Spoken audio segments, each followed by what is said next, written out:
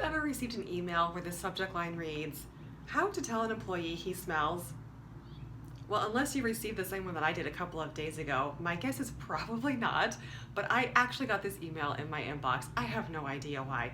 I will tell you the subject line did grab my attention, so I had to actually take a little bit of a closer look. I thought maybe it was a joke.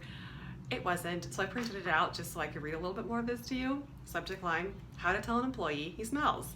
Free sample script. Dealing with an employee's hygiene is a tough conversation every manager dreads, but unfortunately has to have. Has to? I hope not, but maybe in some circumstances. Use this script to guarantee a successful encounter. Honestly, all I could think about in this current season that we are in, where almost all of us are working from home and those who are not are pretty much required to socially distance as much as possible, all I could think was, how is this relevant to anyone right now? It's probably not. I mean, I suppose if you have a coworker that you can still smell from greater than 6 feet, then a conversation might be necessary, but I'd have to assume that's the vast minority of all of us. That's probably not very many people that this is relevant to.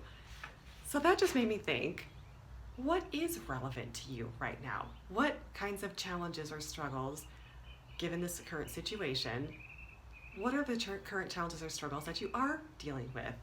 Probably not a smelly coworker, although if it is, just don't name any names. But what is it that you're struggling with? Something that you would like to hear about right now? I will say that one challenge that I have heard of over and over and over again is people feeling lonely and feeling isolated. Very understandable, very real struggle. So if that is one of the big things for you, when was the last time you reached out to someone that you haven't talked to in a while to have an actual conversation, and not just by text message, but an actual conversation, whether it's just over the phone, especially if they live far away, or to get together and actually see them in person so you can interact with them like normal humans, like we used to so much of.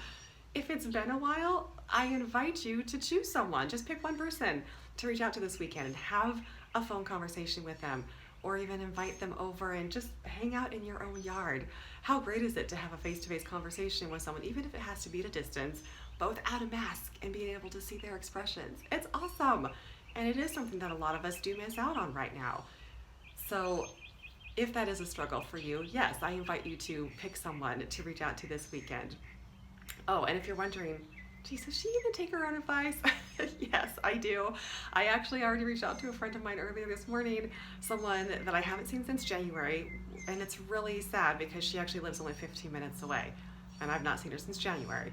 So we connected, and next Wednesday after work, she is coming over here to my house, and we're gonna hang out in the yard, and I'm super excited about it. I'm really pumped to see her. So, as always, lots of love and joy to you, and have a lot of fun connecting this weekend. Take care.